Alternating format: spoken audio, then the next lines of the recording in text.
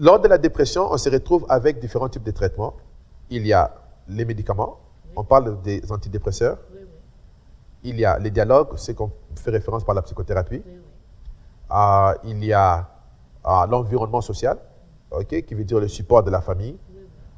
Et évidemment, il y a la nutrition, il y a l'activité physique et tout ça. Mais ça, je crois que ça, ce sont des recommandations. Maintenant, je crois que là où il y a une confusion, c'est quand aller prendre les médicaments et quand ne pas les prendre. Quand prendre les médicaments, le médicament en soi-même n'est pas mauvais. Malheureusement, je sais que la plupart des gens sont tellement négatifs. C'est ça, le traitement des antibiotiques. En tout cas, lorsqu'on parle de la psychopharmathérapie, la psychopharmacologie, il y a des gens qui se disent carrément que non, en tout cas, ça, on ne le veut pas. Oui. Qu'est-ce que le médicament fait? Prenons l'exemple. Une personne qui est dans une dépression durant 1 mois, vous devez réaliser que cette personne n'arrive plus à dormir, cette personne n'arrive plus à manger parce que la personne a perdu de l'appétit. Cette personne peut commencer à avoir des douleurs sur son corps. Et cela affecte... Non, ça affecte ton métabolisme, ça veut dire que ton métabolisme ne fonctionne plus de la manière dont tu es supposé fonctionner. Lorsqu'on va voir le médecin ne traite pas la dépression. Le médecin traite les symptômes physiques de la dépression. Parce que si la dépression est causée par une mauvaise perception des choses, par le péché, on va y toucher d'un moment à l'autre, le médicament va t'aider, ou bien peut t'aider à reprendre l'appétit. Les médicaments peuvent t'aider à pouvoir maintenant dormir, avoir un cycle de sommeil régulier, mais les médicaments ne vont pas résoudre ton problème. Donc, lorsque une personne fait face à ce qu'on appelle la dépression majeure, les traitements impliquent tout. Là, on fait référence aux médicaments. Il y a la psychothérapie, autrement dit les dialogues, pour utiliser un terme simple. Il y a l'appui de la famille. Si la personne, c'est un religieux, un chrétien, il y a la prière. S'il y a péché, on va y toucher, il y a la repentance. Si la personne avait développé un mode de vie qui n'était pas approprié, la personne doit s'y réajuster aussi. Il y a l'activité physique qui est importante parce que ça aide à pouvoir équilibrer notre corps. Donc, tu ne peux pas tout simplement aller prendre des médicaments et abandonner l'autre. Raison pour laquelle les gens sont confus par rapport à l'efficacité des médicaments parce que souvent les gens, ce qu'ils font, c'est quoi? Je prends le médicament, bon, je n'arrivais pas à dormir, maintenant je peux dormir. Et bon, pour moi, je crois que le problème est résolu. Et après, à un moment donné, après 2-3 mois, j'arrête de prendre les médicaments. Mais le vrai problème est resté à l'intérieur. Dans ma pratique, souvent, je rencontre les gens qui souffrent de la dépression à cause du manque de pardon. Si tu as un problème, et que soit tu dois pardonner, ou bien tu dois te repentir, et que tu ne le fais pas, tu peux prendre tous les médicaments. Ça pourra t'aider durant quelques semaines, quelques jours à pouvoir bien dormir, mais en réalité, ça ne va pas résoudre le problème. Donc, en bref, l'efficacité du traitement, les médicaments, est-ce que ça marche? Oui. Est-ce qu'on peut recommander les médicaments pour le traitement de la dépression? Personnellement, je ne dis jamais non, mais je crois qu'il s'agit de pouvoir déterminer quelle est la teneur, quel est le niveau de cette dépression-là. Une personne qui souffre de la dépression parce qu'elle a perdu son emploi, et bien une personne qui souffre de la dépression parce qu'il y a quelques événements fâcheux qui se sont passés dans sa vie. Bon, je ne crois pas nécessairement que c'est important de pouvoir les tromper directement dans les traitements médicamenteux. Je crois qu'on peut quand même travailler avec la personne, essayer de l'aider sans le médicament. Mais une personne qui commence à souffrir, ou bien une personne qui souffre d'une dépression majeure, là où la personne devient incapable de fonctionner, mais la personne a besoin de médicaments. Prenons un exemple, une personne qui souffre de la dépression majeure. La personne n'arrive pas à parler, la personne Vous savez, il y a des gens qui souffrent de la dépression qui peuvent même commencer à trembler. OK? C'est quoi? C'est la colère, ça? Non, en fait, ce n'est pas la colère. Il y a tout d'abord les dérèglements sur le plan chimique, OK? Sur le corps de la personne. Oui, oui. La personne peut ne pas avoir assez d'heures de sommeil. La personne peut ne pas manger. Donc, vous vous rendez compte que tout ça, ça peut pousser la personne à développer différents symptômes somatiques qui peuvent facilement... Et d'autres maladies, absolument. OK? Maintenant, une personne qui souffre de la dépression, qui a atteint ces niveaux, étant que pasteur, je ne peux pas commencer à aller l'exhorter ou prier parce que la personne ne comprend même pas ce que tu lui dis. Donc, je dois tout d'abord ramener la personne à un état où on peut converser, où on peut parler. Donc, si je dis que non, tu ne peux pas prendre les médicaments parce que c'est diabolique, mais quelque part, je n'aide pas la personne parce que il ne s'agit pas obligatoirement de chasser les démons parce que toutefois, même si je chasse les démons, je ne vois pas les démons. La personne va quand même ne pas manger. OK? Donc, nous pouvons encourager la personne à prendre les médicaments.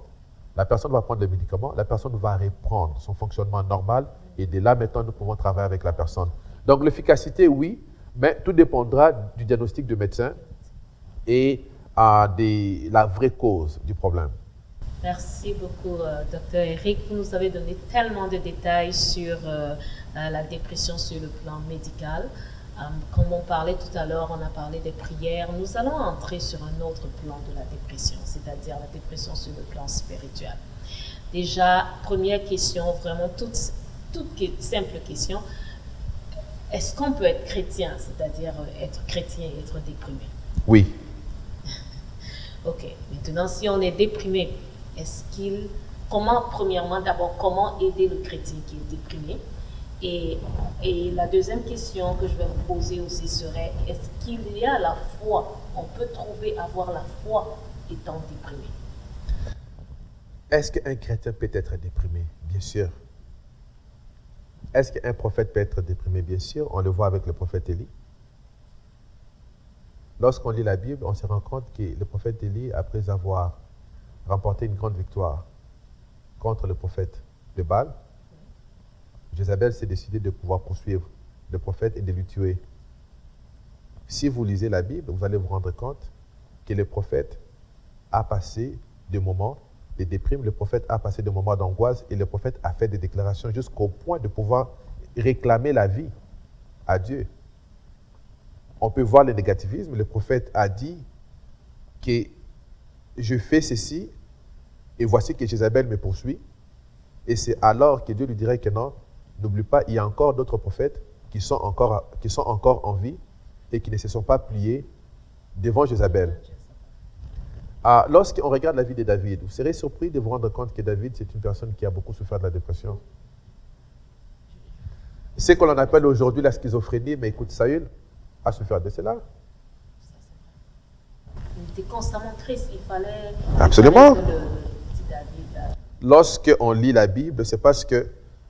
Vous devez comprendre une chose. Lorsqu'on parle de la dépression, on utilise le mot dépression. En réalité, le mot dépression n'existe pas. Le mot dépression, c'est tout simplement un mot qu'on utilise pour pouvoir expliquer certains symptômes qui arrivent dans la vie d'une personne. Okay? Donc, c'est pour cela qu'on utilise souvent en anglais le mot label. Okay? On parle d'une définition descriptive. Okay?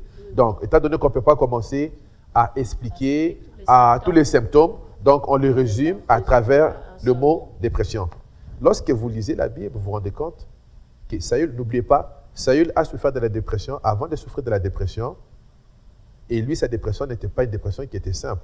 Saül, lorsqu'on lit la Bible, on se rend compte que lorsqu'il a été oint, il a été aussi baptisé avec l'Esprit de Dieu.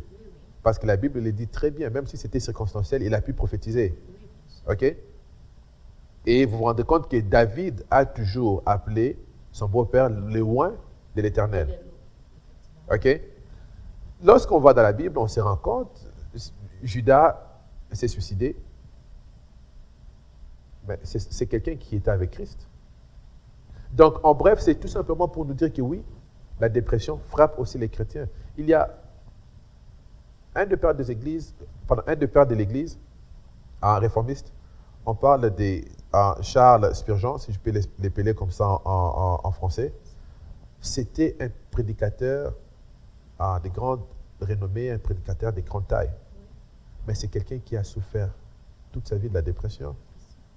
Donc, en bref, je crois que nous devons faire attention, étant que chrétiens, de pouvoir donner une connotation aux gens qui souffrent de la dépression, soit disant qu'ils sont faibles. Parce que je crois que c'est là où on a de la difficulté au niveau du corps du Christ, parce que les gens qui souffrent de la dépression, lorsqu'ils sont avec nous à l'église, on se dit que maintenant, écoute, toi tu es chrétien, tu ne peux pas être faible. Ou bien la personne n'a pas une bonne relation. Mais vous serez surpris, avec le Seigneur. aujourd'hui, les études démontrent que plusieurs pasteurs quittent le ministère parce qu'ils font de la dépression. Les pasteurs se retrouvent avec la congrégation, il y a des événements qui se passent à l'église, il y a des choses qui se passent à l'église, il essaie de faire de son mieux, ça ne marche pas, il n'a pas assez d'appréciation, il y a la pression, il y a la famille, il y a tout, il y a tout, il y a tout. À un moment donné, il passe du stress, parce que la dépression peut aussi venir suite au stress. Et tantôt, je parlais de la dopamine et de la sérotonine. Ces deux hormones, on les retrouve aussi comme dans le stress.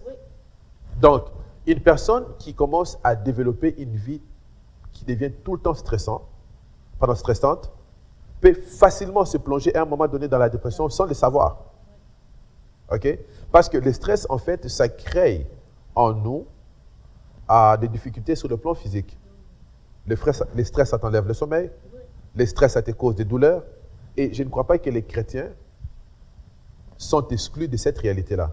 Donc, je crois que nous devons réaliser que lorsque la pluie tombe, ça tombe sur les bons et sur le mauvais.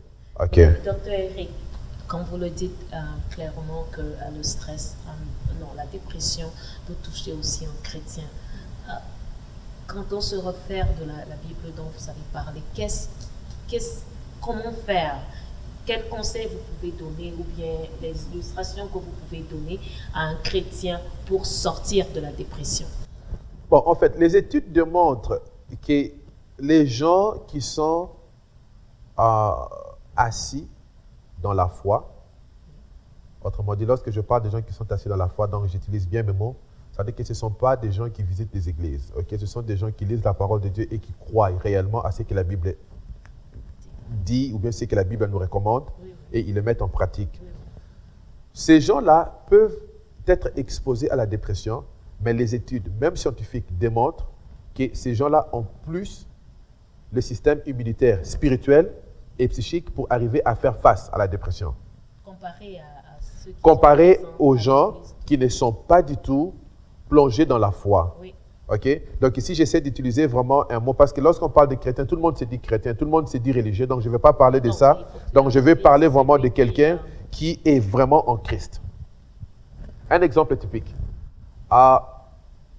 Lorsque nous sommes à l'église, on nous enseigne, on nous dit que non, toute chose concourt au bien de ceux qui aiment Dieu. C'est-à-dire qu'un chrétien né de nouveau, qui est bien enseigné par son pasteur, doit réaliser que les difficultés, à un moment donné, dans sa vie vont venir. Les tribulations vont venir.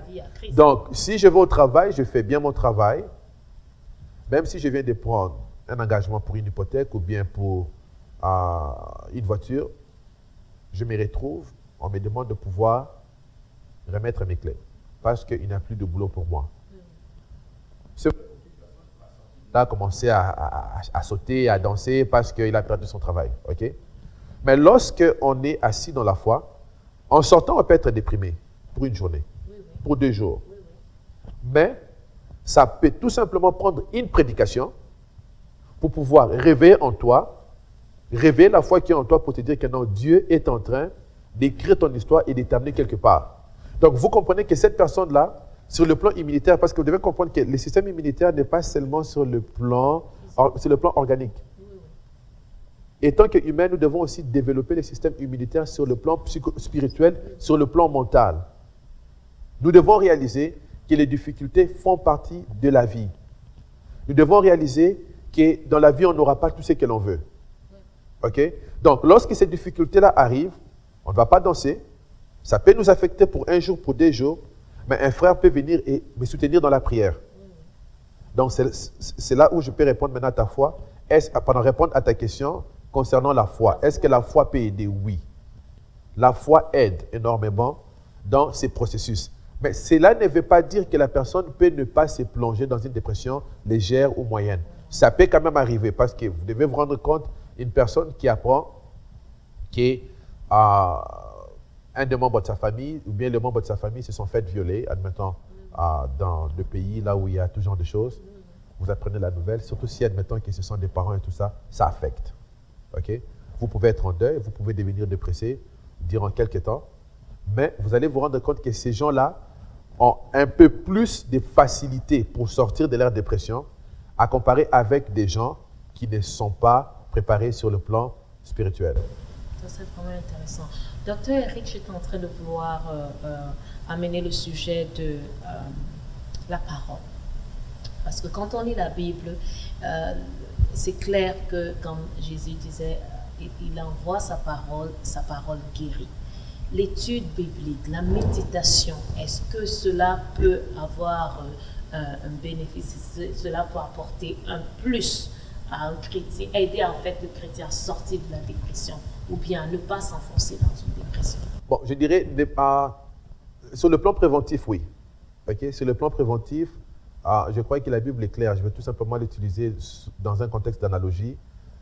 Vous voyez, lorsque Jésus a chassé les démons qui étaient dans... En fait, lorsque Jésus a guéri, eh bien, il a chassé les démons qui étaient dans la vie de la femme prostituée. Elle a donné une recommandation qui était vas-y, ne pêche plus. Oui. Et il a expliqué à ses disciples que si elle reprend la vie de péché, les démons reviendront. Et il a donné l'analogie, donc j'essaie vraiment de l'utiliser dans un contexte analogique pour pouvoir dire que non, la maison doit être meublée. Okay? Qu'est-ce que cela veut dire? Dans le domaine de la thérapie, c'est ce qu'on appelle la prévention. Ça veut dire que chaque fois que nous sommes exposés à la parole de Dieu, ça nous équipe. Okay? Ça nous équipe, ça nous forme. Ça veut dire que tel que tu marches, tu sais déjà que non, les tribulations peuvent arriver. C'est différent de quelqu'un qui, pour lui, les tribulations ne peuvent pas exister. Vous comprenez? Donc, ça veut dire que tu es en train de développer ton système immunitaire spirituel. Maintenant, cela peut t'aider si tu plonges dans une dépression. Parce que ta maison est déjà meublée. Mais tu es en difficulté. Pour pouvoir te sortir de là où tu es, ça devient légèrement facile pour un serviteur de Dieu parce que tu es déjà équipé. Maintenant, une personne qui n'est pas équipée, c'est assez difficile parce que lorsque la personne est dans un état de dépression et que vous amenez la parole de Dieu, surtout si la personne est remplie du négativisme et que la personne devient très négative, la personne devient désintéressée par rapport à tout ce qui se passe, si vous amenez la parole de Dieu, ça n'aura absolument aucune efficacité. Donc, il faudra tout d'abord ramener la personne à un niveau où vous pouvez dialoguer, où la personne peut comprendre certaines choses, et c'est de là que vous pouvez maintenant utiliser la parole de Dieu pour pouvoir l'équiper. Mais faire le contraire, bon, il y a des gens qui peuvent le faire, mais je ne crois pas que ça pourrait être efficace. C'est vraiment très intéressant et tout. Et avant, parce que là on va arriver bientôt à la fin de notre émission, je voudrais vraiment qu'on parle. Il y a un passage dans la Bible qui dit par les meurtrissures de Jésus, nous sommes guéris. Depuis le début, nous avons parlé que la dépression était une maladie. Donc, si nous sommes guéris par ces meurtrissures, je pense aussi qu'on peut être guéri de la dépression à travers ces paroles. Oui. Oui. Je crois fermement à cela. Nous lisons la Bible. Lorsque nous parcourons la Bible, nous nous rendons compte que Jésus-Christ a guéri toute forme de maladie, que ce soit d'ordre psychique, que ce soit d'ordre organique, que ce soit d'ordre démoniaque. Il a pu guérir toute maladie. La réponse sera, si vous souffrez de la dépression, est-ce que vous pouvez espérer en Jésus-Christ pour pouvoir vous sortir de la dépression? Ma réponse est oui. Parce qu'il n'y a aucun nom qui est au-dessus de Jésus. Mais en même temps, j'aimerais apporter une clarification. Lorsqu'on parle de la prière, cela ne veut pas dire que non, vous vous enfermez dans une chambre, vous refusez toute autre aide et vous vous attendez tout simplement qu'une déclaration soit faite et que vous puissiez vous mettre debout pour être délivré. Non, ça ne marche pas comme ça. Parce que vous devez réaliser que la médecine, Dieu n'est pas contre cela. Parce que souvent, j'y rencontre des pasteurs ou des serviteurs de Dieu qui sont contre la médecine, mais ils ignorent que la médecine ne fait qu'utiliser les ressources que Dieu a données à l'homme pour que l'homme puisse explorer. L'homme ne sera jamais au-dessus de Dieu. Non. La médecine ne sera jamais au-dessus de Dieu.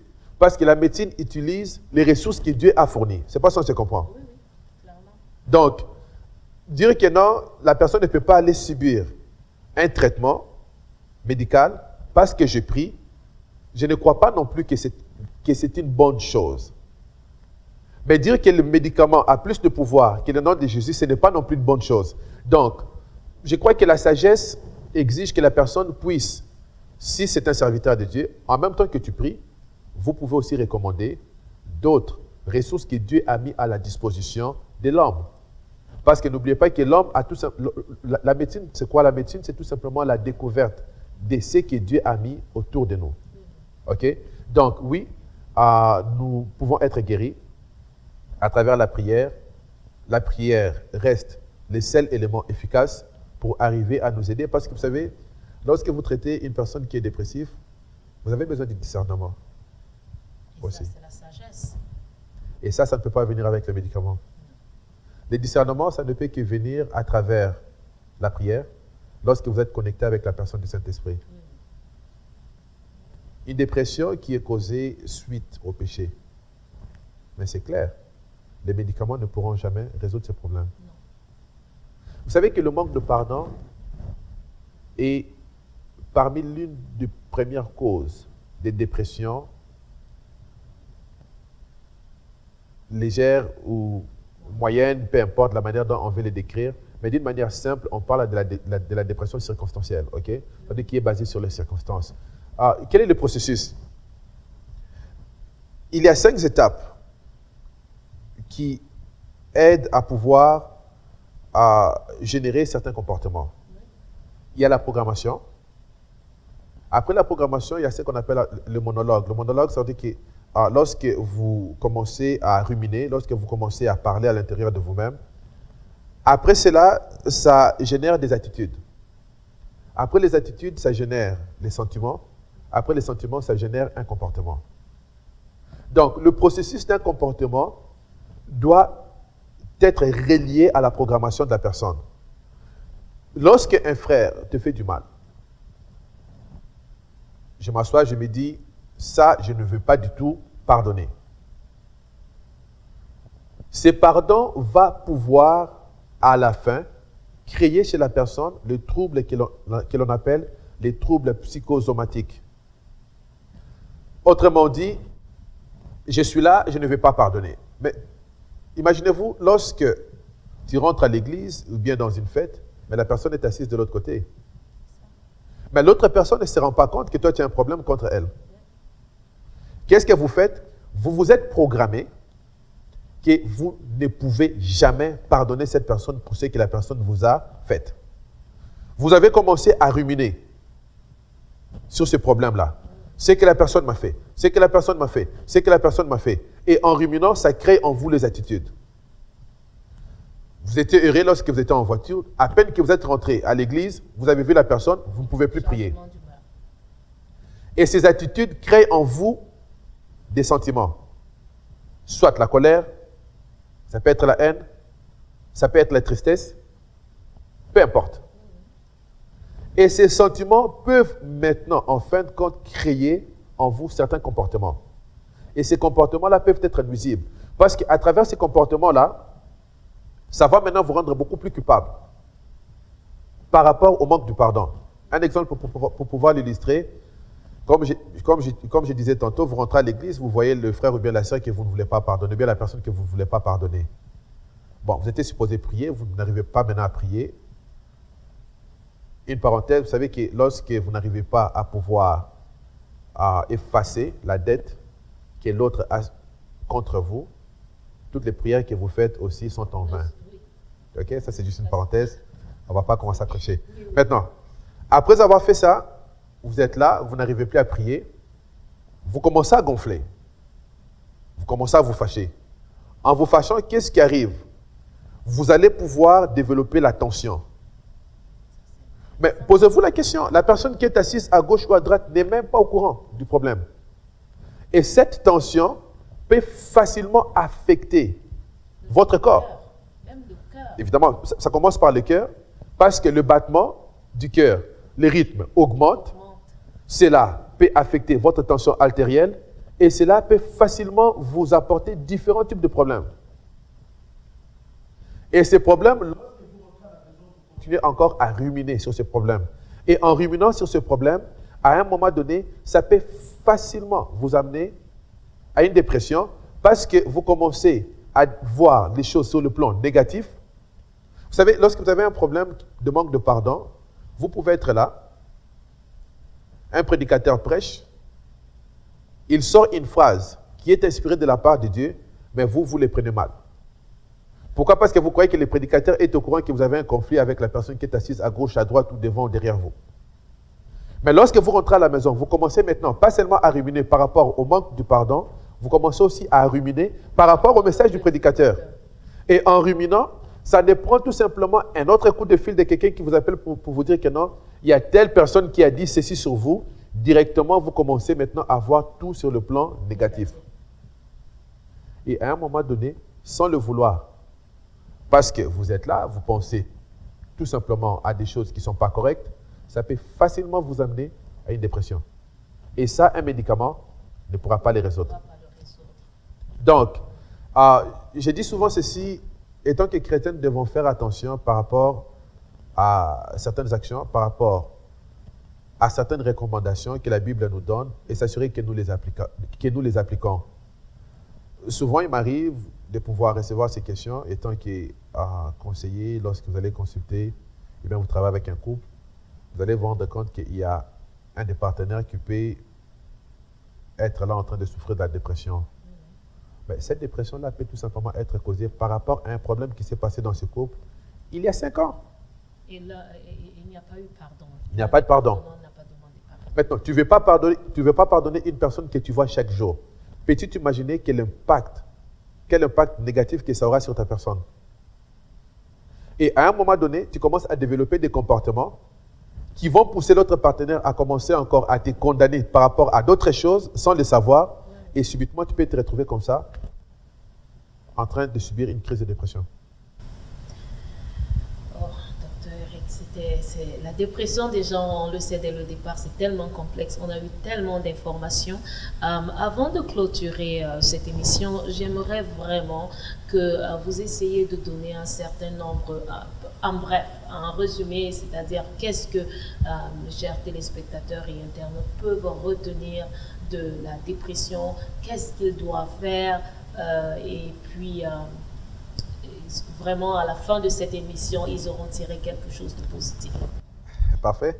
Ce qu'on peut dire en résumé pour pouvoir aider ceux qui nous suivent, c'est premièrement, la dépression, c'est une maladie comme toute autre maladie.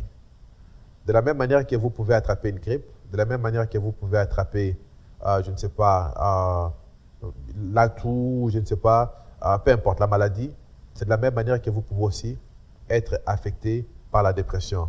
Donc, si jamais vous vous retrouvez dans un état dépressif, la première des choses que vous devez vous mettre en tête est que vous êtes une personne normale. Je sais qu'il y a plusieurs personnes, souvent lorsqu'ils font allusion à la dépression, ils essayent d'utiliser des langages tels que la personne est folle ou bien la personne a perdu sa tête. Non, vous n'avez pas perdu votre tête. C'est tout simplement une crise qui peut facilement se faire soigner. Maintenant, le problème n'est pas la dépression, le problème est votre attitude face à la dépression. Vous devez réaliser que c'est votre devoir, lorsque vous vous rendez compte que vous êtes dans un état qui vous rend la vie difficile de pouvoir fonctionner de la manière dont vous êtes supposé fonctionner, vous êtes supposé aller chercher de l'aide. Aller rencontrer un médecin, parler de votre problème n'est pas du tout un problème. J'ai travaillé avec des gens, souvent les gens se retrouvent guéris tout simplement à travers les dialogues. Parce qu'ils arrivent à expliquer ce qu'ils ont subi, ils arrivent à partager leurs douleurs, ils arrivent à partager les difficultés qu'ils ont vécu. Et à travers ces dialogues, ces gens-là, à un moment donné, commencent à retrouver l'espoir qu'ils avaient perdu hier, qu'ils avaient perdu il y a des temps passés. Et ces gens-là commencent encore à espérer qu'ils peuvent faire quelque chose. Pour le membre de la famille, si vous avez un membre de la famille qui est dépressif, ou bien qui souffre de la dépression, notre premier devoir, c'est de tout d'abord veiller à ce que l'on dit. Vous devez vous rendre compte que cette personne est déjà bourrée de pensées négatives. La pire des choses que nous pouvons faire, c'est de venir encore condamner, autrement dit, enfoncer la personne avec des demandes qui sont irrationnelles.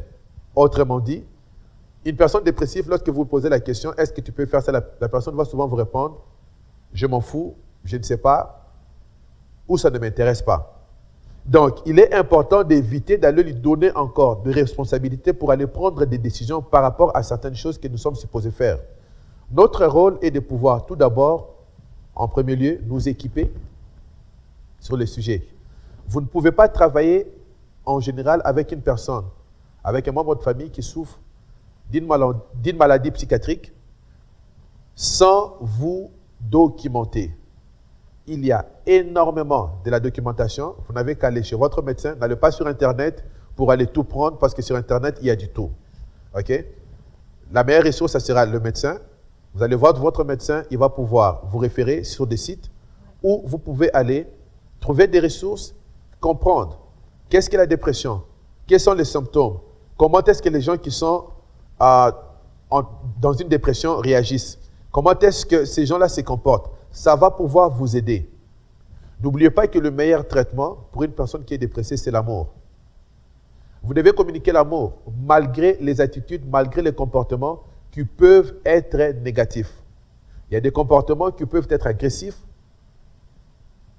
Vous devez réaliser que la personne a besoin d'aide. Lorsque je parle d'agressif, évidemment, je ne parle pas d'un traitement là où la personne commence à utiliser la violence pour commencer à faire du mal à l'autre. Okay? Donc, on ne parle pas de cela. Ça veut tout simplement dire que la personne peut facilement commencer à s'irriter. Suite à un rien du tout, la personne peut facilement aller d'une zone à une autre pour commencer à chercher à s'expliquer, à s'exprimer. Cela ne veut pas dire que la personne est en train de prendre avantage sur vous. Une des choses qui est extrêmement importante, c'est de pouvoir veiller à vous-même. Une personne qui souffre de la dépression va passer toute sa vie à pouvoir, en fait, durant la période ou bien durant l'épisode de dépression, la personne va passer tout son temps à pouvoir exprimer des pensées d'ordre négatif. Vous devez veiller à vous-même pour ne pas commencer à vous vêtir de ces pensées-là. Donc, c'est ce qu'on appelle l'autoprotection. Donc, vous devez être en mesure de pouvoir savoir que non, ça c'est la personne et que ce n'est pas nécessairement ou obligatoirement la réalité que nous vivons. Prenons un exemple. Un mari qui a perdu son boulot et qui commence à parler négativement sur ses enfants, la femme doit réaliser que les enfants ne sont pas négatifs. Les enfants ne sont pas nécessairement mauvais. C'est tout simplement un état. Autrement, la femme peut aussi facilement se plonger dans la même allure, commencer à voir tout de la même manière que son mari. Donc, vous devez veiller à vous-même. Et troisièmement, nous devons nous mettre en tête que la prière marche. Nous devons prier. Nous devons soutenir la personne dans la prière. Nous devons aller chercher les discernements pour pouvoir nous aider. Et aussi aider la personne d'une manière ou d'une autre à aller voir un médecin. Je sais très bien que vous allez me poser la question, mais qu'est-ce qui arrive si la personne refuse d'aller voir un médecin? Oui. La personne refuse d'aller voir un médecin. Autour de nous, il y a toujours une personne que la personne écoute le mieux. Ça peut être un ami, ça peut être un collègue de travail, ça peut être un parent, ça peut être un frère à l'église. Essayez de trouver ce frère-là pour venir intervenir. Ne garde pas les sujets privés, soit disant que non, nous ne voulons pas que les gens sachent. Parce que le plus de temps que la personne sera dans cet état, à un moment donné, la situation deviendra irrécupérable. Courez, appelez ses frères, demandez-lui de venir. Trouvez la personne qui souffre. Si c'est une sœur, appelez cette sœur. Si c'est le pasteur, peu importe. Identifiez la personne qui souffre a beaucoup d'estime. Et cette personne va pouvoir intervenir pour pouvoir l'amener ou l'encourager à aller voir un médecin. Ne restez pas à la maison et croire qu'on va tout simplement prier et que tout va marcher. Ou croient qu'on va tout simplement prendre les médicaments et que tout va marcher. Nous avons besoin de tout ça pour arriver à aider la personne à sortir de sa dépression. Docteur Eric, déjà, je voudrais vous dire que LGC et particulièrement l'émission Chrétien en Santé vous remercie d'avoir honoré encore notre invitation. De rien. Et chers téléspectateurs, je vais réitérer ici que le docteur Eric Kazenga, il est pasteur, il est psychothérapeute, il est professeur et il est fondateur du ministère Hope Christian Life Center et il est conseiller chrétien. Chers téléspectateurs et internautes, nous arrivons à la fin de notre émission. Si vous avez des questions, vous avez des commentaires, n'hésitez pas à les poster sur notre site lgctv.org. Mon nom encore, c'est Fried. À vous revoir à la prochaine émission. Merci.